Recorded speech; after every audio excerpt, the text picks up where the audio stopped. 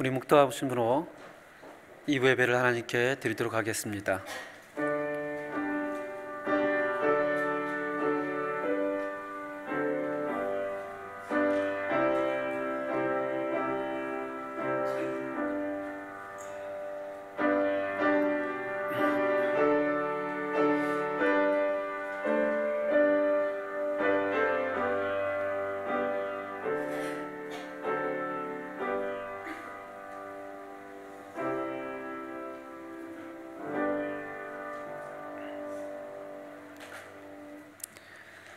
우리를 부르신 뜻은 거룩하게 하기 위함이라고 성경에 말씀하오니, 하나님 이 시간 우리의 마음을 거룩하게 단정하고 그 거룩하신 하나님을 예배드릴 수 있도록 은혜를 허락하여 주시옵소서. 예수님의 이름으로 기도합니다. 아멘. 우리 사도신경으로 신앙 고백을 하나님께 드리도록 하겠습니다. 나는 전능하신 아버지 하나님, 천지의 창조주를 믿습니다. 나는 그의 유일하신 아들 우리 주 예수 그리스도를 믿습니다. 그는 성령으로 잉태되어 동정녀 마리아에게서 나시고 본디오 빌라도에게 고난을 받아 십자가에 못 박혀 죽으시고 사흘 만에 죽은 자 가운데서 다시 살아나셨으며 하늘에 오르시어 전능하신 아버지 하나님 우편에 앉아 계시다가 거기로부터 살아있는 자와 죽은 자를 심판하러 오십니다. 나는 성령을 믿으며 거룩한 공교회와 성도의 교제와 죄를 용서받는 것과 몸의 부활과 영생을 믿습니다. 아멘. 우리 성수교독 79편 요한복음 15장으로 함께 교독하겠습니다. 나는 포도나무요 너희는 가지라. 그가 내 안에 내가 그 안에 거하면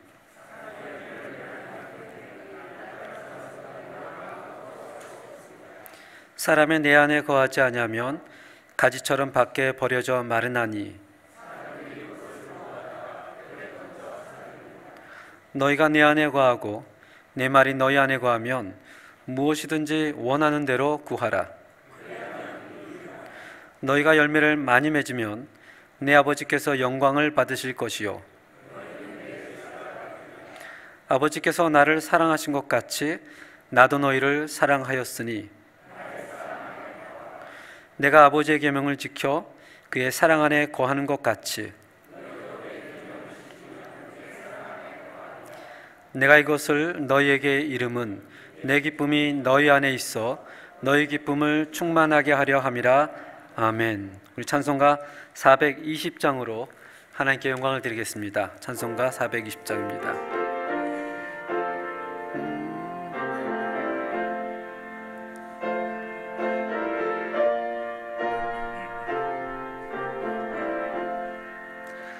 너 성결케 위해 늘 기도하며 너 주 안에 있어 늘 성경 보고 넌 형제들 함께 늘 사귀면서 일하기 전마다 너 기도하라. 너 성결케 위해 내 머리 숙여 저 은밀히 계신 내 주께 빌라. 주 사귀어 살면 주 닮으리니 널 보는 이마다 주 생각하리. 너 성결케 위해 주 따라가고 일 다급하여도 당황치 말고 참 즐거울 때나 또 슬플 때나 너 주님만 믿고 늘 따라가라. 너 성결케 위해 늘 기도하면 내 소원을 주께 다 맡기어라. 너 종들아 주 섬겨 살면 저 천국에 가서 더 잘 섬기리. 아멘.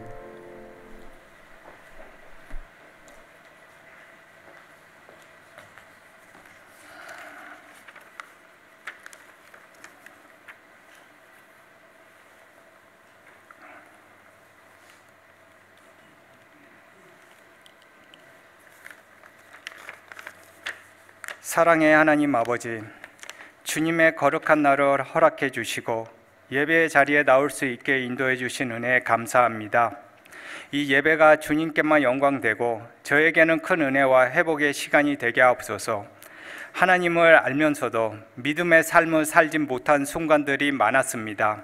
연약하고 상황에 따라서 흔들리는 믿음을 용서하여 주시고 다시는 제 종으로 살지 않도록 성령님께서 우리의 생각과 마음을 붙잡아 주시고 하나님의 말씀을 묵상하여 우리의 믿음이 강하고 담대해지도록 인도해 주시옵소서.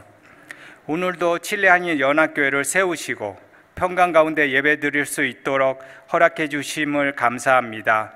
이 은혜가 지속적으로 유지될 수 있도록 칠레 한인 연합교회를 지켜주시고 하나님께서 우리에게 허락해 주신 교회, 하나님의 교회를 위해 온 마음을 다해 직분과 나이에 상관없이 헌신하고 하나님을 알아가고 하나님께서 이 교회를 통해 우리의 방법대로 아닌 하나님의 방법으로 하나님의 뜻을 이루게 하옵소서.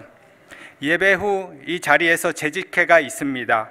모든 성도들이 참여하여 교회의 상황을 함께 알아가고 서로 여러 성도들이 다양한 생각과 의견을 공유할 수 있는 시간이 되고 한 마음과 한 뜻을 모아 주님의 뜻과 계획을 향해 평강 가운데 교회를 이끌어 갈 수 있도록 인도해 주시옵소서. 또한 장기적인 비전을 주셔서 칠레 한인 연합교회가 주님이 재림하는 그날까지 주님의 보호 아래서 유지되고 부흥하고 하나님의 뜻을 이루는 교회가 되게 하옵소서. 침선교 사역이 활발하게 이루게 해주신 주님께 감사합니다. 10월 16일부터 18일까지 딸까 카이로스 교회와 마울레 교회에서 침선교가 있습니다. 모든 성도들이 관심을 갖게 하시고 현장에 직접 가지 못하더라도 기도로 현물로 동참하여 하나님의 뜻을 이루는 사역에 함께할 수 있는 기회가 되게 하여 주시옵소서. 먼저 기도로서 준비하여 참여하는 목사님과 성도들이 모든 일정을 기쁜 마음으로 감당하게 하시고 침선교가 단지 환자들을 돌보는 일에만 멈추지 말고 딸까 카이로스 교회와 마울레 교회를 통해 하나님의 말씀이 선포되고 그 지역에 복음이 전파되는 역사가 있게 하옵소서. 주신 이도 하나님이시고 거두신 이도 하나님을 믿습니다. 우리의 삶이 편안하고 건강하고 위식주의 걱정이 없을 때는 주님을 찾지 않을 때가 많고 심지어 주님을 잊고 그 은혜에 감사하지 않고 나의 능력으로 모든 것을 이룬 것처럼 거만한 태도를 취한 적도 있습니다. 그러나 우리가 세상의 문제에 시달리고 물질적인 어려움과 질병으로 고통받을 때 주님의 도움을 더 찾았음을 고백합니다. 우리의 처지가 어떤 상황에 있더라도 항상 주님을 신뢰하는 믿음을 가지게 하시고 모든 것을 성령의 능력으로 견디고 이길 수 있는 힘과 인내를 주시기를 기도합니다. 하나님의 말씀을 전하는 박성준 목사님께 성령님께서 함께하여 주시고 주님의 말씀만 선포하게 하시고 듣는 우리는 아멘으로 화답하며 말씀이 우리의 삶에서 원동력 있게 하여 승리하는 믿음의 삶이 되게 하옵소서. 오늘도 하나님의 크신 은혜를 생각하면서 감사하는 마음으로 시간을 내어 봉사하는 성도들을 기억하여 주시고 주님의 평강과 축복이 넘치게 하시고 더 많은 성도들이 하나님께서 베푸신 은혜를 기억하며 하나님의 교회를 위해 헌신하는 마음을 갖게 하옵소서. 예수님이 우리를 위해 십자가에서 한 방울도 남기지 아니하시고 모든 것을 쏟아부으신 그 사랑, 그 구원의 역사를 기억하면서 살아가는 우리 모두가 되기를 소망하면서 예수님의 이름으로 기도합니다. 아멘.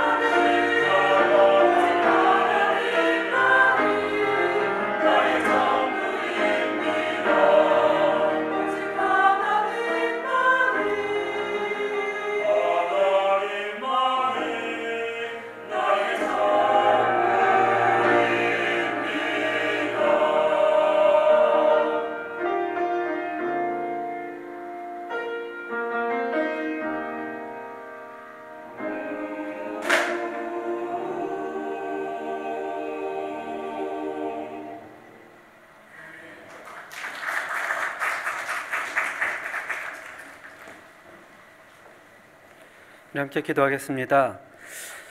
하나님 아버지, 또 우리를 통해서 기쁨의 찬양을 받아주시고 또 우리의 기도를 받아주시고 이 시간에 또 하나님의 말씀으로 교제를 나눌 수 있도록 좀 인도하여 주시옵소서. 우리 하나님 성령님께서 우리의 마음을 만져주시고 그의 말씀에 보기를 기다리며 또 아멘할 수 있는 일을 허락하여 주시옵소서. 예수님의 이름으로 기도합니다. 아멘. 오늘 함께 나눌 하나님의 말씀은 출애굽기 20장 14절 말씀입니다. 출애굽기 20장 14절 말씀, 우리 함께 한 목소리로 봉독하겠습니다. 시작. 간음하지 말라. 한 번 더 봉독하겠습니다. 간음하지 말라. 2015년은 미국에서 결혼의 정의에 대한 이 혁명적 변화가 있었던 그런 한 해였습니다. 2015년 6월 26일 날 미국 연방 대법원에서는 동성결혼을 허용하는 그 법을 수정해서 통과를 시켰습니다. 근데 흥미로운 사실은 미국 연방 대법원에서 그 법을 통과시키기 1년 전에 2014년 미국 장로교단 PCUSA에서는 총회를 통해서 결혼의 정의를 바꿔버립니다. 원래 결혼의 정의는 한 남자와 한 여자 사이의 결합, 이것이 원래 사전적인 결합인데 미국 장로교단 PCUS에서는 2014년도에 이렇게 바꿉니다. 사랑하는 두 사람의 결합. 어떤 차이점이 좀 느끼시나요? 이 전통적인 결혼의 정의는 사랑하는 한 남자와 한 여자의 결합이라면 지금의 정의는 사랑하는 두 사람, 이성일 수도 있고 동성일 수도 있고. 근데 흥미로운 것은 사회에서, 정부에서 바꾸기 이전에 미국에 있는 장로교단에서 먼저 바꿔버렸다는 사실입니다. 이 PCUSA 미국 장로교단이 어떤 교단인지 혹시 아십니까? 이 두 사람을 아마 기억하실 거예요. 호러스 알렌, 레안드로 알렌. 이 사람은 1884년 9월 22일 날 한국의 선교사로 또 외교관으로 미국 장로교단에서 파송을 받습니다. 그리고 이 사람이 우리나라의 최초의 서양식 병원인 광회원을 설립하게 되는데 후에 1904년에 이 병원이 세브란스 병원이 됩니다. 이 알렌 선교사가 미국 장로교단 파송 선교사입니다. 근데 공식적으로는 언더우드 선교사는 워낙 유명하니까 다들 아시죠. 1885년 4월 5일 제물포를 통해서 한국의 최초로 미국 장로교 목사이면서 선교사로 파송된 분이 언더우드 선교사입니다. 이 PCUSA 미국 장로교단은 처음으로 한국에 장로교라는 이 교단을 전해준 그런 교단이고 굉장히 보수적인 교단입니다. 어떻게 보면 오늘날 우리가 교회에 장로교, 성결교, 침례교가 있잖아요. 그 장로교에 간판을 걸고 걸 수 있게 해준 그런 뿌리가 되는 교단입니다. 그런데 이 교단에서 2014년 동성결혼을 허용합니다. 심지어는 동성 목사님도 계십니다. 이로 인해서 미국에 있는 교단들이 굉장한 혼란에 빠지게 됩니다. PCA뿐만이 아니라 영국 성공회, 그리스도 연합교회, 복음주의 루터교회에서도 이제는 동성결혼을 일반적으로 받아들이고 있습니다. 칠레는 조금 상황이 다른지는 제가 잘 모르겠습니다. 미국의 샌디에고에 살고 있는 제 막내 동생은 자녀가 4명인데 이런 기도 제목이 있습니다. 하나님, 저희 아이들이 이성과 결혼할 수 있도록 하여 주시옵소서. 기도 제목이 굉장히 독특하죠. 근데 그 상황 안에서는 이해가 되어집니다. 미국에 있는 대부분 교단들이 이제 결혼은 한 남자와 한 여자의 결합이 아니라 사랑하는 두 사람의 결합이다. 교회에서뿐만이 아니라 학교 내에서도, 사회 내에서도 그것을 계속해서 가르치고 주입하기 때문에 어릴 때부터 그 교육을 받으면 전혀 이상한 게 되지 않습니다. 그래서 기도 제목 가운데 하나가 하나님, 저희 아들이 이성과 결혼할 수 있도록 하여 주시옵소서. 그냥 간절한 그런 기도 제목이 됩니다. 오늘 우리가 읽었던 제7계명 간음하지 말라, 이 말은 단순히 성적 문란한 것을 하지 말라라는 그런 계명이 아닙니다. 간음하지 말라라는 것은 원래 본뜻은 하나님께서 우리에게 주신 가장 기초가 되는 단위, 가정, 부부가 어떻게 유지되어야 되는 것을 하나님께서 설명해 주신 계명이라는 것입니다. 하나님의 창조의 핵심은 사람이었고, 사람 창조의 절정은 아담을 만들고 그의 아내 하와를 만들어서 결혼이었습니다. 창세기 2장 24절 함께 읽어보겠습니다. 시작. 이러므로 남자가 부모를 떠나 그의 아내와 합하여 둘이 한 몸을 이룰지로다. 창세기 2장에서 하나님은 아담이 홀로 지내는 것을 좋지 않게 여기시고 아담에게서 취한 갈빗대를 만들어 여자라 칭하셨습니다. 이 새로운 피조물은 남자로부터 나왔기 때문에 그 남자에게 완벽한 그러한 존재였습니다. 창조주인 하나님의 본래의 명령은 한 남자와 한 여자가 결합하여 두 사람이 한 몸이 되는 것입니다. 그것이 창조주 하나님의 원래 목적인 것입니다. 하나님께서 한 남자의 파트너로 오직 한 여자만 만들었다는 것은 하나님의 말씀이고 하나님의 의도고, 이 두 사람 안에서, 오직 이 두 사람 안에서 성관계가 이루어져야 됨을 허락하시는 것입니다. 이렇게 이제 얘기를 하면, 목사님, 지금 우리는 21세기를 살아가고 있고 창세기가 기록되어진 것은 기원전 1500년 정도로 생각하니 지금으로부터 몇 년 전이에요. 3523년이 지났는데 어떻게 그때의 기준과 그때의 문화와 그때의 가치관으로 지금을 정할 수가 있습니까? 그렇게 말하면 요새는 곤란합니다. MZ세대들이 받아들이지 않아요. 고리타분하고 꼰대라고 할 것입니다. 목사님은 요즘 사회의 흐리를 몰라도 너무 모르는 것 같습니다 라고 얘기할 것입니다. 사실 제가 사회의 흐리는 여러분보다 훨씬 잘 모릅니다. 그렇지만 한 가지 확실한 것은 이 성경이 3523년 전에 쓰여졌다고 하더라도 살아있는 하나님의 말씀이고, 그 하나님의 말씀은 시대와 공간을 초월하며 우리에게 분명한 기준을 제시하고 있다는 사실입니다.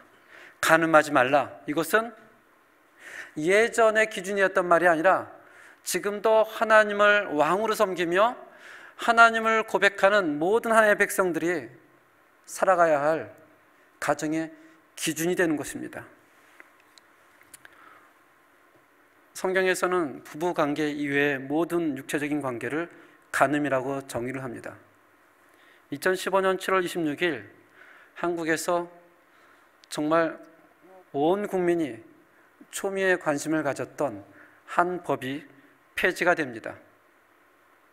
무슨 법인지 혹시 아세요? 간통법입니다.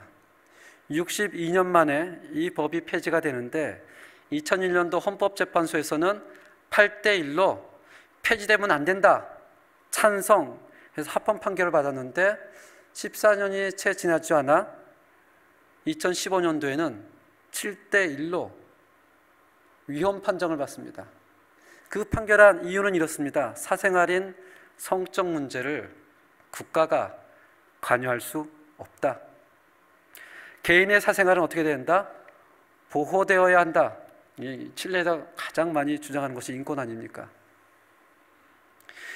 이 법이 선포되어지자마자 여기저기 술집에서 남자들이 모여 잔을 들며 건배라고 소리쳤대요. 하나님은 하나님의 창조의 핵심적인 질서와 가치인 가정을 거룩하게 유지하기 위하여 제7계명을 주었습니다.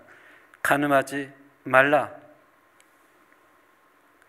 가정에 상처가 있으면 사실 다른 모든 삶이 만족되어지게 여겨진다고 할지라도 행복을 유지하기가 어렵습니다. 특별히 하나님이 세우신 아름다운 가정의 질서에 가장 치명적인 상처를 주는 것이 바로 간음입니다. 오늘날 우리들은 여러 가지 성적인 유혹으로부터 자기 자신과 가족을 지키는 것이 너무나 어려운 시대를 살아가고 있습니다. 모든 결혼의 절반가량이, 아니 그 이상이 이혼으로 끝난다는 사실은 이제 우리에게 더 이상 충격이 되거나 놀랍지 않습니다. 그 가운데 가장 많은 이유 사유가 있다면 그것은 배우자의 부정행위라는 것입니다. 레위기 20장 10절에서 12절을 보면 이렇게 얘기합니다. 누구든지 남의 아내와 간음하는 자, 곧 그의 이웃의 아내와 간음하는 자는 그 간부와 음부를 반드시 어떻게 한다고요? 죽일지니. 굉장히 좀 무서운 말이죠. 11절은 또 이렇게 합니다. 누구든지 그의 아버지의 아내와, 아마 이제 아버지의 첩인 것 같습니다. 아버지의 아내와 동침하는 자는 그의 아버지의 하체를 범하였은즉 둘 다 어떻게 한다고요? 반드시 죽일지니. 12절은 또 이렇게 얘기를 합니다. 누구든지 그의 며느리와 동침하거든 둘 다 반드시 어떻게 한다고요? 죽일지니. 레위기 20장은 특별히 간음이라는 단어에 대한 구체적인 예시를 굉장히 구체적으로 하나하나 예를 들어 놓습니다. 2020년 JTBC에서 가장 인기가 있었던 드라마가 있습니다. 저도 제목은 알지만 뭐 이렇게 선호하는 주제가 아니기 때문에 보지는 않았습니다. 부부의 세계라고 들어보셨습니까? 16부작으로 이렇게 제작이 되었는데 그 16부작 가운데 5회 말미에는 그 드라마를 상징하는 굉장히 중요한 대사가 나옵니다. 외도를 한 남편이 아내에게 이렇게 얘기를 하죠. 실수란 건 맞지만 사랑에 빠진 게 죄는 아니잖아. 이 대사가 얼마나 유명해졌는지 찬반 논반을 막 하면서 2020년대 가장 인기 있는 드라마가 되었다고 합니다. 엄밀히 생각하면 사랑에 빠진 것은 죄가 아닙니다. 사랑에 빠진 것이 죄가 아니라 그 사랑의 대상을 잘못 선택한 것이 죄인 것입니다. 자기 부인이 아닌 다른 사람을. 그래서 제7계명의 핵심은 사랑에 빠진 것을 죄라고 지적하는 것이 아니라 너희가 사랑의 대상을 잘못 선택한 것, 남의 아내, 아버지의 아내, 그의 며느리, 그것은 죄다. 그것은 반드시 죽어 마땅하다 이렇게 얘기를 합니다. 레위기 20장 13절부터 쭉 보면 더 충격적인 이야기가 나옵니다. 제가 몇 구절만 얘기하겠습니다. 누구든지 여인과 동침하듯, 누가 동침하면? 남자와 동침하면 이제 동성애를 의하고 있습니다. 둘 다 가증한 일을 행함인즉 반드시 죽일지니. 15절에는 더 충격적인 얘기를 하죠. 남자가 짐승과 교합하면, 또 16절에 여자가 짐승을 가까이 하면. 성경에 이런 이야기들이 쓰여 있다는 것이 사실은 굉장히 좀 충격적이고 놀랐습니다. 레위기 10장을 천천히 더 읽어보면 더 충격적인 얘기가 많아요. 근데 우리에게 정말 충격적인 것은 이런 얘기가 기록되어 있다는 것이 충격적인 것이 아니고요, 그 옛날에, 그 시대에 벌써 이런 악한 일들이 이방인의 사회가 아니고요, 하나님을 믿는 하나님의 백성의 공동체 안에서 벌어지고 있었다는 것이 더 충격적입니다. 지금 이방인이 이렇게 하니 너희는 하지 말라 이런 얘기가 아니에요. 너희 안에 나를 하나님이라고 고백하는 너희 안에 남의 아내를 탐하고 아버지 아내를 탐하고 그의 며느리를 탐하고 여인과 동침하던 남장과 동침하며 짐승과 교합하는 그런 사람들이 있다.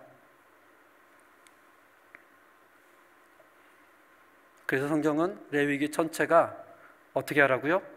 반드시 죽여라. 이 반드시 죽여라고 하니까 이거 좀 너무 과하지 않나? 정말 죽였나? 이런 이제 의문이 듭니다. 그럼 성경은 정말 반드시 죽여라가 하나님의 뜻인가?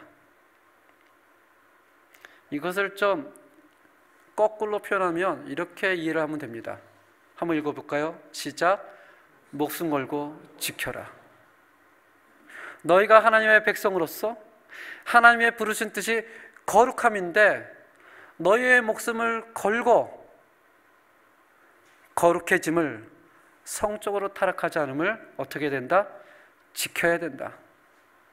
웬만한 법은, 웬만한 죄는 우리가 단순히 결심하고 피할 수 있지만 이 성적인 죄는 우리의 목숨을 걸지 않으면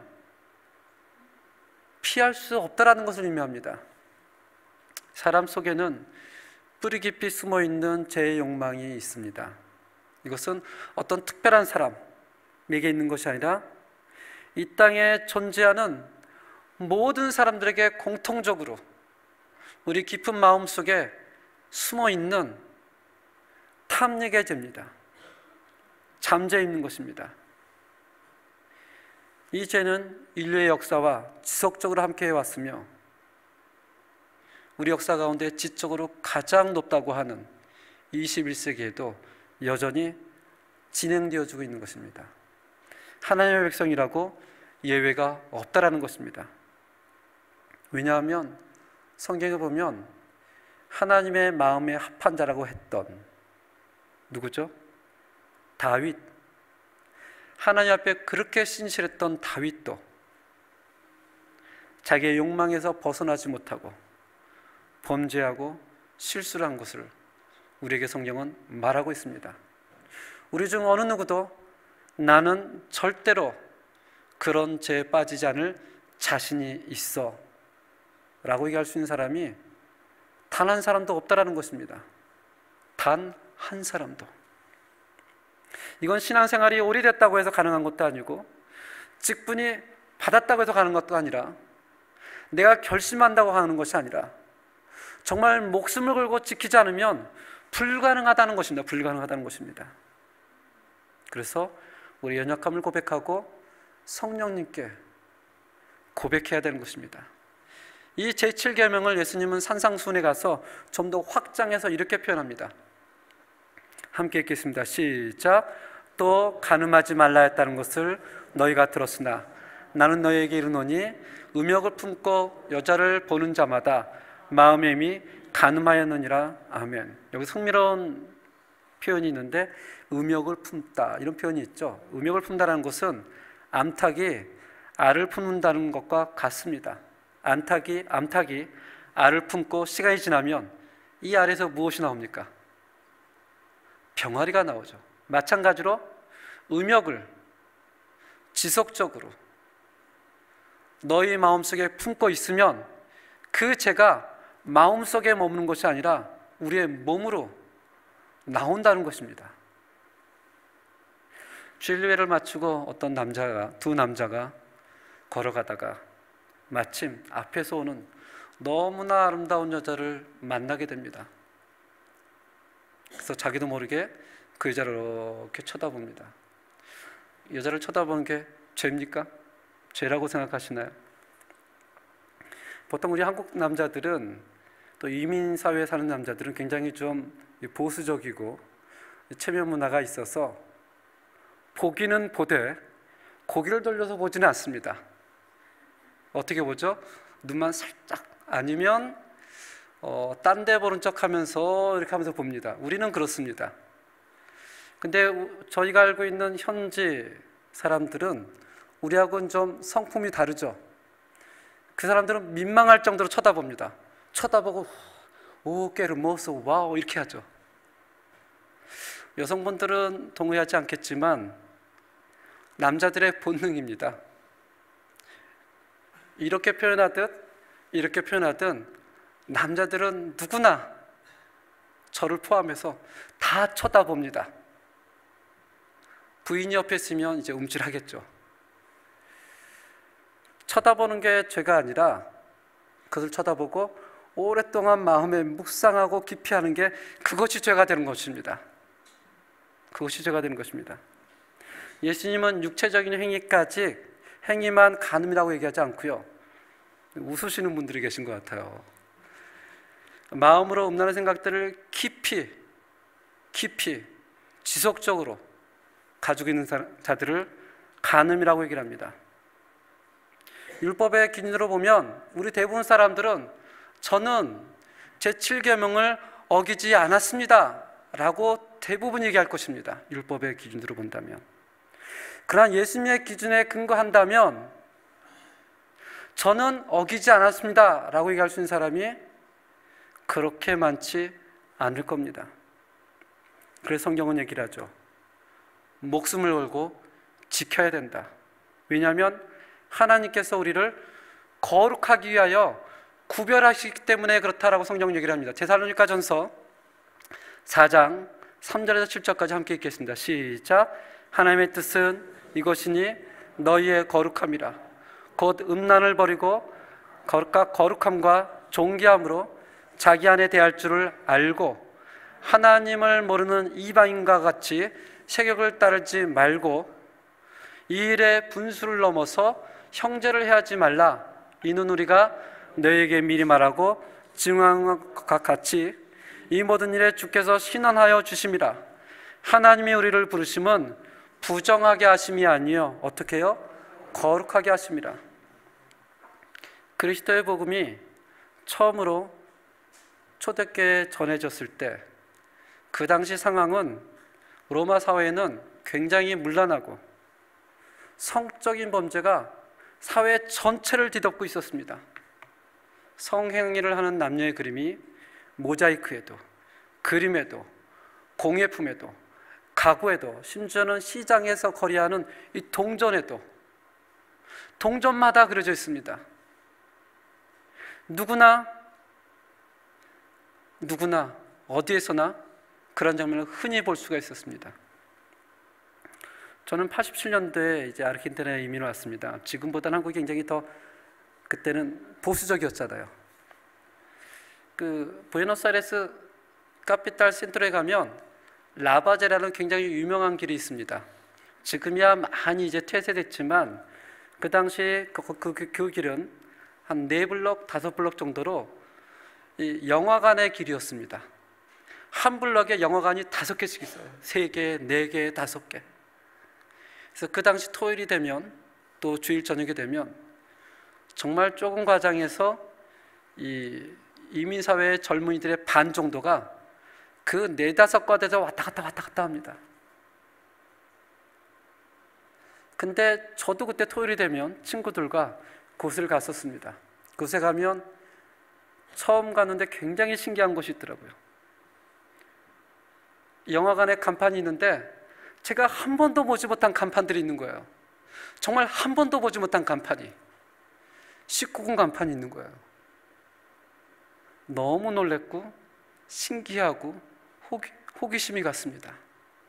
친구랑 가다가 잠시 멈춰서서 10초 정도 보고 있는데 갑자기 누가 뒤에서 제 등을 두드립니다. 성준아, 교회 누님이었어요. 제가 얼마나 깜짝 놀랐는지 제가 뭐라고 대답한 줄 아세요? 누나, 저 안 들어갔어요. 저 안 봤어요. 10초밖에 안 봤는데 그 죄책감은 교회 가서 얼굴을 못 듭니다. 저 누나가 무슨 얘기를 했을까? 나 정말 안 봤는데, 나 정말 안 들어갔는데. 그게 이제 이 남미 와서 첫 번째 충격이었습니다. 어떻게 저런 그림들이 길거리에 있을 수 있을까? 어떻게 사람들이 이렇게 자유분방할 수 있을까? 뭐 지금이야 많이 익숙해져서 이제 뭐 별로 감흥도 없습니다. 바울이 지금 그리스도의 복음을 이 데살로니가 교회에 전달했을 때는 그런 상황이었습니다. 믿는 자나 안 믿는 자나 그런 안 좋은 상황 가운데 살아 있었을 때 그 복음을 받아들였던 데살로니가 교인들은 이제 옛 방식을 벗어버리고 자신을 구별해야 했습니다. 왜냐하면 하나님의 뜻은 뭐예요? 거룩합니다. 우상 숭배를 버리고 다시 오실 주님을 기다리면서 그들에게 바울이 간곡하게 얘기를 합니다. 너희는 음욕을 버려라. 음욕을 버리라. 그것이 하나님의 뜻이다. 하나님의 부르심은 거룩하십니다. 그래서 성적인 순결은 그 당시 하나님의 백성된 사람들의 징표 가운데 하나였습니다. 이것은 고백한다고 되는 것이 아닙니다. 그래 나 결심했어라고 되는 것이 아니에요. 어떻게 해야 돼요? 목숨을 걸고 지켜야 되는 것입니다. 목숨을 걸고. 그렇지 않으면 안 되는 것입니다. 미국 크리스천들에게 질문을 합니다. 여러분들은 하나님이 주신 10계명 가운데 어떤 계명이 오늘날 가장 안 맞다고 생각하십니까? 열이면 열 이렇게 대답합니다. 제 7계명이 오늘날 시대하고 맞지가 않습니다. 지금이 어떤 시대인데 간음하지 말라, 가당치도 않습니다. 크리스찬들이 그렇게 대답합니다. 이것은 비현실적입니다. 어떻게 같이 살아보지도 않고 결혼을 합니까? 이 생각들이 우리 권사님들이나 장로님들은 충격적이겠지만 요새 젊은 사람들은 의외로 많이 그렇게 생각합니다. 아니 어떻게 같이 살아보지도 않고 결혼합니까? 그런데 연구를 해보니 먼저 동거를 하고 결혼한 사람들이 그냥 결혼한 사람보다 훨씬 가정이 파탄된 일이 많습니다. 우리는 거룩함을 목숨을 지켜라 라고 성경이 얘기를 합니다. 그런데 안타깝게도 여러분과 저는 그렇게 지킬 만한 힘이 없습니다. 안타깝지만 현실이 그렇습니다. 교회와 세계 역사상 어느 시대에도 인간의 성적인 욕망이 잘 통제를 받은 적이 한 번도 없었습니다. 그래서 우리는 우리의 연약함과 죄악됨과 부족함을 인정해야 됩니다. 요한복음 8장에 보면 한 여인을 종교 지도자들이 예수님 앞에 끌고 나옵니다. 그 여인은 간음의 현장에서 붙잡혔던 여인입니다. 종교 지도자들은 예수님께 묻죠. 모세의 율법에서는 어떻게 해야 돼요? 죽여야 되는데 당신은 어떻게 생각하십니까? 지금 예수님에게 궁금해서 물어보는 것이 아닙니다. 몰라서 물어보는 것이 아니에요. 율법으로 보면 반드시 죽여야 되는데 우리가 현장에서 데려왔습니다. 선생인 예수님이요, 당신은 어떻게 생각하십니까? 이때 예수님께서 땅에 엎드려서 땅바닥에 뭔가 쓰셨다 그래요. 근데 뭘 썼는지는 성경에 기록되지 않습니다. 대부분의 신학자가 아마도 십계명의 제7계명을 썼을 것이다 라고 얘기를 합니다. 간음하지 말라. 그리고 일어나서 이렇게 얘기를 합니다. 너희 중에 죄 없는 자가 돌로 어떻게 하라고요? 치라. 너희 중에 죄 없는 자는 돌로 치라. 그랬더니 그 돌을 들었던, 저 여자를 죽여야 한다고 소리쳤던 그 사람들이 하나 둘씩 돌을 떨어뜨려 놓고 돌아갑니다. 율법의 목적은 정죄하는 것이 목적이 아닙니다. 죽여라가 목적이 아니에요. 뭐가 목적이냐면 자신이 죄인인 것을 깨닫는 것이 목적입니다.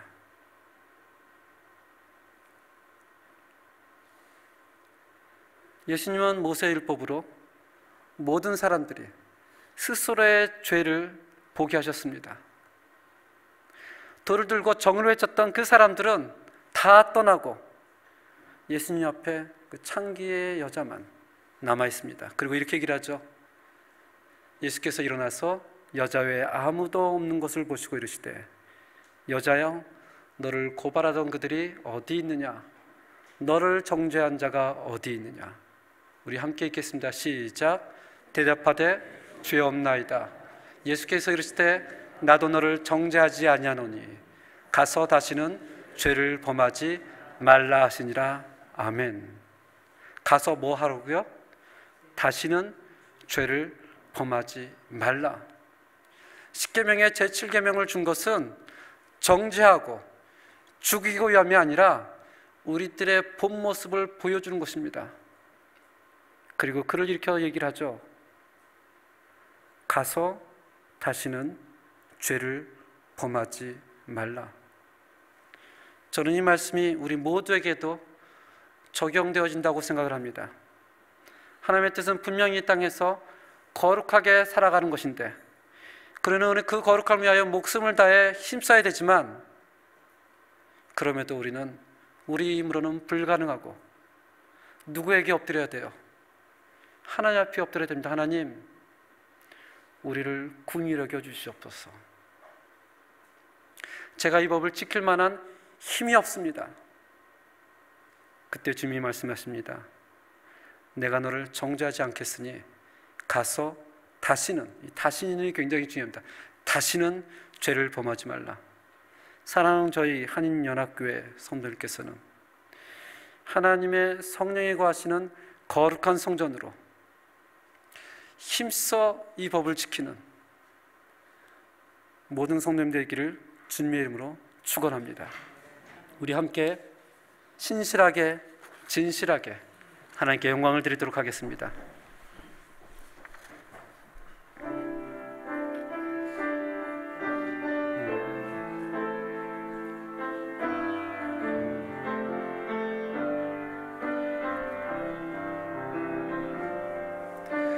신실하게 진실하게 거룩하게 살게 하소서. 신실하게 진실하게 거룩하게 살게 하소서. 하나님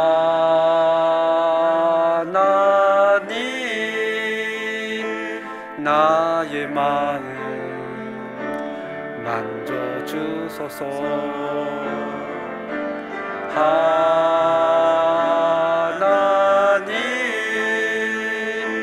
나의 영혼 새롭게 하소서. 신실하게 진실하게 진실하게 진실하게 거룩하게 살게 하소서. 진실하게 진실하게 거룩하게 살게 하소서. 하나님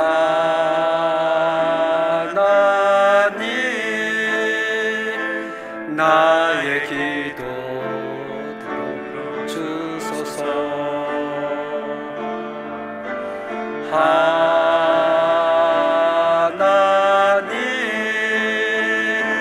주의 길로 인도하소서. 기도하겠습니다. 하나님 아버지, 하나님의 뜻은 이 땅에서 우리가 거룩하게 사는 것이라고 성경에서 이야기합니다. 우리에게 주어진 가정, 하나님의 거룩함으로 지킬 수 있도록 인도해 주시고, 우리가 목숨을 걸고 이 법을 지키며 하나님의 은혜를 구할 수 있도록 인도하여 주시옵소서. 서로가 서로를 연약한 자로 우리가 인정하며 서로가 서로를 세워줄 수 있도록 인도하여 주옵소서. 율법의 법으로 정죄하고 반드시 죽어야 된다라고 외치는 것이 아니라, 하나님께서 연약한 우리를 다시 한번 주의 손으로 일으켜 주시고 다시 한번 주를 바라볼 수 있게 하시며 하나님의 궁유를 맛볼 수 있도록 저희에게를 붙잡아 주시옵소서. 그래서 저희 교회가 정말 거룩한 성전으로 하나님의 부르심을 받은 공동체로 이 땅에서 주의 맡은 사명을 감당할 수 있도록 주님 인도하여 주시옵소서. 오늘 시간 하나님 앞에 그러한 고백으로 또 물질을 드리고 우리의 마음을 드립니다. 공급자 되신 하나님, 우리의 치료자 되신 하나님, 우리에게 은혜를 주시는 하나님, 그 하나님을 다시 한번 이 시간 고백합니다. 예수님의 이름으로 기도합니다. 아멘.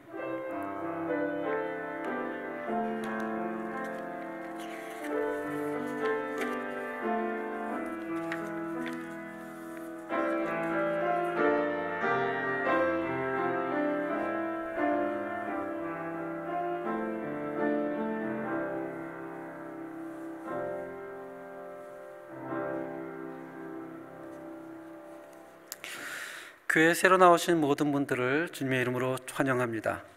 매일 저녁 9시에 온 성도들이 함께 기도하는 시간이 있습니다. 우리 합친 기도 제목을 기억하시고 또 그 시간에 함께 기도하기를 감사드립니다. 매주 화요일부터 토요일까지 오전 7시 30분에 소예배실에서 아침 기도회가 진행 중에 있습니다. 많은 성도님들의 참여를 바랍니다. 오늘 2부 예배 이후에 축도를 마치고 바로 재직회가 있습니다. 함께 모여서 교회가 진행되어지는 일을 나누고 또 듣고 안건을 얘기하면서 정말 은혜로운 그런 재직회가 되기를 바랍니다. 그리고 오는 10월 22일 정교인 야예배가 장소 로카스트로, 여기서 한 32km 정도 되는 것 같습니다.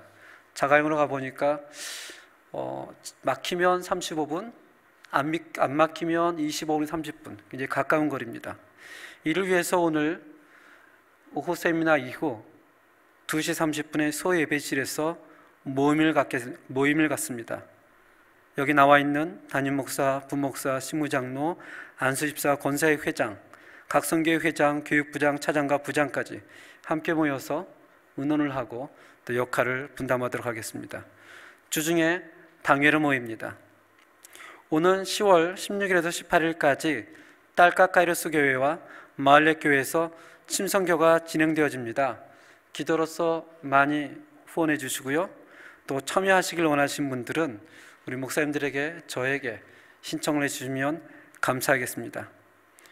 그리고 이번 주에 청년부실하고 소예배실의 음향시설이 새롭게 단장되었습니다. 그래서 이제 가서 예배를 드리면 들리는 소리가 너무나 달라요. 이를 위해서 수고해 주신 또 우리 목사님들과 집사님들, 또 기도해 주신 분들께 깊은 감사를 드립니다. 그래서 오늘 식사를 하신 이후에 이렇게 쭉 걸어가다 보면 콘페테리아, 차를 마시는 그 앞에서 저희 청년들이 감사의 의미로 우리 성도님들에게 커피와 유자차를 함께 나눈다고 합니다. 그냥 쓱 지나가지 마시고요. 혹 차를 먹고 마시고 싶은 마음이 없다고 할지라도 그래도 가서 한 잔씩 드시고 축하해, 잘 됐네, 열심히 하나님 섬기자라고 이렇게 격려해 주시면 너무나 좋을 것 같습니다. 다 같이 일어나서 찬송가 357장으로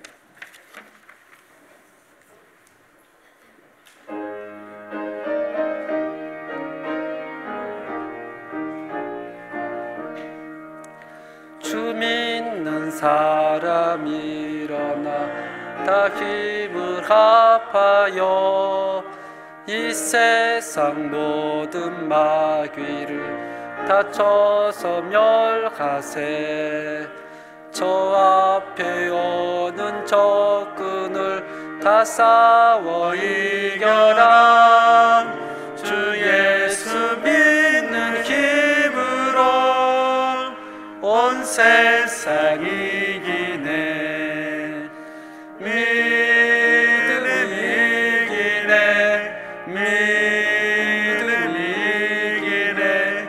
주 예수를 믿음이 온 세상 이기네. 끝까지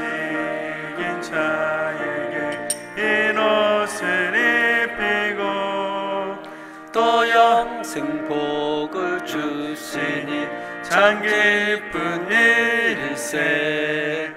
이 어두운 세상 지나서 저 천성 가도록 주 예수 믿는 힘으로 온 세상 이기네.